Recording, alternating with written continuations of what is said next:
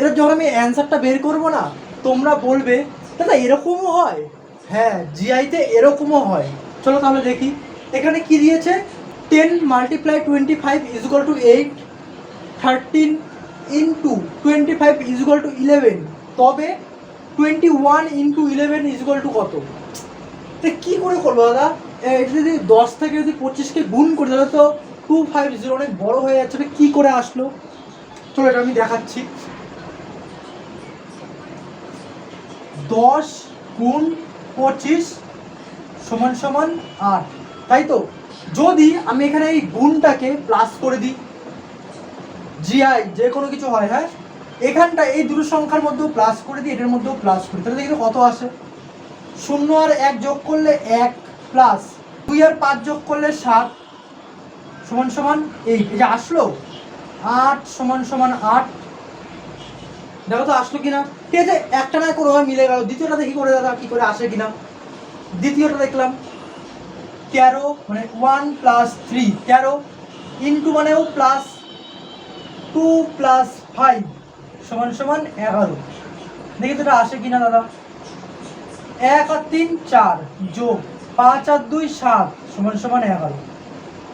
কি আসলো? এই যে 11 11 সমান সমান এই যে 11 11। LHS RHS সমান। তাহলে এটা কত হবে? তোমরা এবার আমাকে এটা উত্তরটা জানাবে।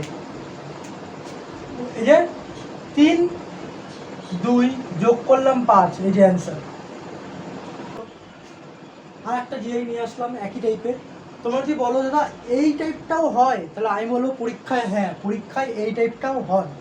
এটা অনেকগুলো পিভিআর, বেশ কয়েকটা পিভিআর সিআরে এই টাইপটা দিয়েছে। চলো এখানে কি দিয়েছে দেখি। প্রথমে দিয়েছে $27 সাইন 21 সমান সমান 6। এটা কি করে আসলো আমার ভাবতে হবে। এটা কি করে আসলো দেখো।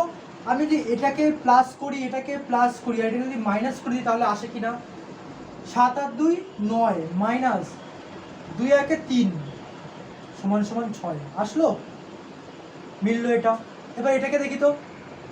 $18 সাইন 02 সমান সমান 7।